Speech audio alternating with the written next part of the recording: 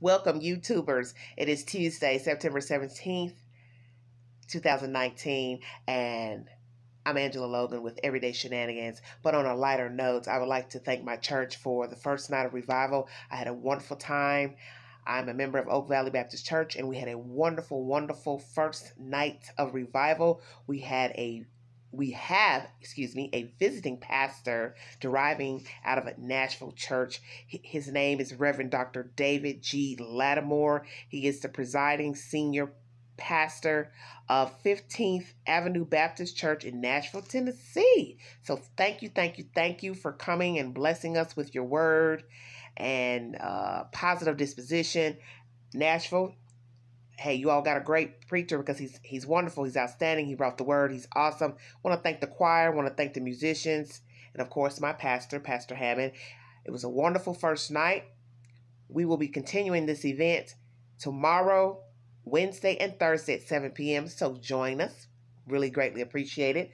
Okay, let me send out my condolences and prayers to the people of the islands, the Bahamas, because I meant to do that last week and I get sidetracked doing my videos, and it's so selfish of me not to acknowledge these people who are suffering, and their land and homes are destroyed and separated from their friends and family. So my condolences and prayers to the people of the Bahamas and the islands there and those who have lost their lives, and I'm praying that they get shelter and food and everything that they need and a proper place to stay. I don't know what's going to happen with those people down there, but I also learned that some of those people are Haitian people who are not citizens. So that's going to be an issue because a lot of them are hiding in the brush because they don't want to be seen because they're afraid that they will be sent back to Haiti. So let's pray for those people as well who are fearing deportation back to Haiti because they don't have, citizenship of the islands, which, the islands are torn. And so it's like a really bad situation. But let's keep those people in our prayers. Let's keep the coast in our prayers as well for the next upcoming storm. Okay, this was a story I wanted to bring last week, but I did not because, I was trying to fit it in. And when you're talking about just craziness and shenanigans, I don't want to overwhelm you all with such, negative stories, horrific stories. But this story is derived out of Shelby County, which is Memphis, Tennessee.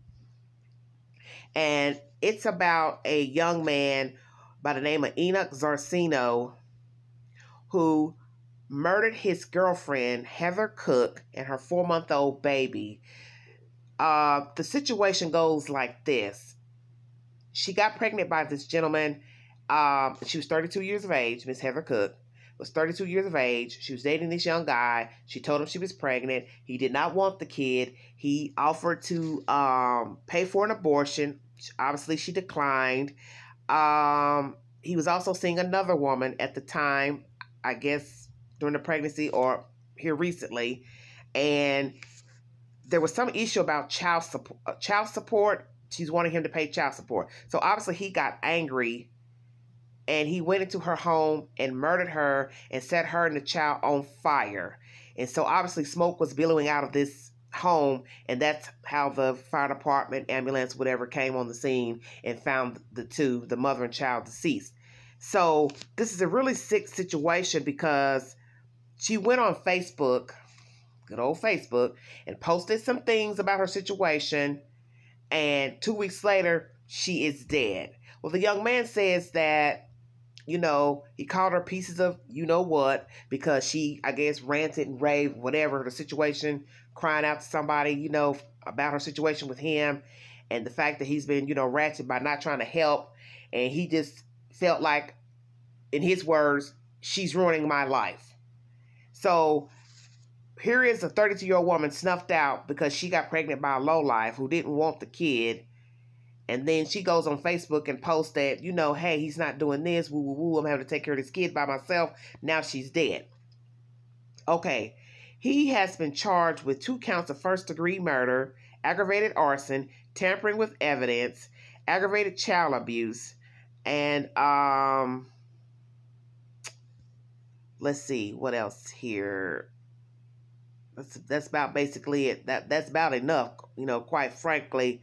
But he doesn't have an extensive criminal history. It doesn't show any violence in his history. All it shows is some minor traffic incidents on his record. So I want to give my condolences to this young lady's family. And I just want to say briefly, if I can, that I try to talk about all types of subject matter: entertainment, sports, true crime, whatever piques my interest at that time. Situations known to me, things that people recommend, other people's situations, circumstances. But this is probably the most horrific because this was a woman and a child. And because she decided to take up with a low-life human, she is now deceased, her and her child, a 4-month-old baby. And it's really pathetic that he would take her life because he didn't want the responsibility of taking care of this kid. And what I'm trying to figure out, what dispute could they have had about child custody? You don't want the kid. So what do you have to talk about as far as having custody of a kid? Why would you want custody of a baby that you do not want? Well, allegedly, he tells the police, because they have some type of license plate reader that tagged his car in the area, and that's how he was apprehended the other day. And he tells the police that he crawled through the window at the back of the house or whatever and went in and found her and the baby already dead. And I don't think nobody's going to believe that anyway. But he goes on to tell more conflicting stories. They didn't repeat, what versions of those stories he gave, but they're saying that he gave other conflicting stories. So they arrested him. Let me say this. It is sad in this day and time. Take off these old glasses. It is sad in this day and time that women, they go out here and they meet these guys, they bed these guys, and soon as they say that they are pregnant, they get all these crazy shenanigans of it ain't mine and you're this and that and old nasty filthy names that they call women. You all know what I'm talking about. My thing is, she wasn't nasty and you-know-what when you were sleeping with her. But then once she comes to you and says she's pregnant, now you have a problem with her. Now she's a this and that, and she's a thought and she's a round-the-way girl, and everybody's been with her. You hear all those crazy, what I call Jerry Springer, Maury Povich type shenanigans, talk bad about the lady. And obviously, he's probably said similar things because he's already called her a piece of you-know-what. Somebody's going on record saying that because she's ruining his life. But I feel like you ruined your own life. Because if you didn't want a kid, you should have put on a condom. Or as the old folks say, abstain. You ain't even got to have relations. But you did. You had relations with her. She didn't use birth control. So here comes the baby. Now you're sitting up here plotting how you can get rid of her and this kid because you got another girlfriend. And lo and behold, she should look at the bigger picture. Well, hell, if he will go and excuse my language, if he go and kill this girl with the kid, hey, he'd do the same to me. And see, that's what a lot of women don't understand. You need to think. If they'll dog out woman A, they would do the same to you. How would you be any different? Why would you be different? That's a cruel thing. That's a cold-blooded Negro to do that. To snuff that girl and that baby out like that because he didn't want to be a father. Well, you should have kept your privates in your breeches, as old folks would say. And that's it. And I get sick of these stories, even when death's not involved. I get sick of hearing these horrible stories of the guys dogging the ladies out, calling them nasty names and posting probably nasty stuff about them on social media, because I'm sure they use that as a platform now that everybody's, Facebook obsessed. It's sad and it's sickening. And this goes to show you have to be careful the people you partake with. You have to be careful the people you lay down with, because I'm sure she didn't think he was going to deny her and this kid.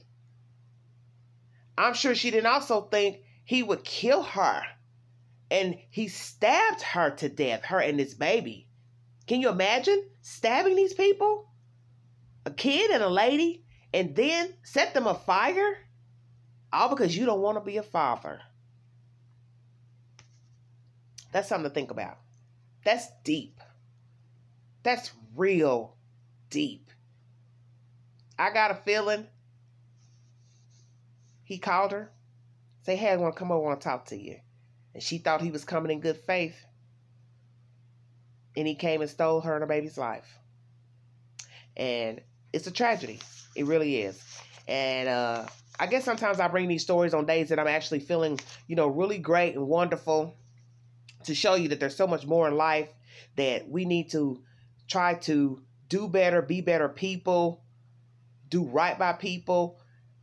And I feel good about my life. I mean, I've got a random life. It's nothing spectacular, but hey, I'm living. And I guess sometimes it's best that I do these videos on days that I have came from church, because I go to the church to get the word. I feel great. I feel better when I go. And these terrible things like this show me why you need God. Because obviously, this man didn't have God in his life. He didn't have nothing in his life because he was wayward to snuff that child out, snuff that girl and that baby out like that. And this is just horrible. And I'll tell anybody, this ain't the way to go. This ain't the way to handle your problems. Any young man, hey, you don't want to be a father? Use protection. Same thing for a young lady. You don't want to be a mother? Use protection. This ain't the way to do it. Killing people because things aren't going your way. And you see that lately, because it seems like every story I come up on social media, it's always something, somebody's angry with somebody and they're killing them because they've got a problem with them. They're taking the coward's way out, shooting people at work and this and that.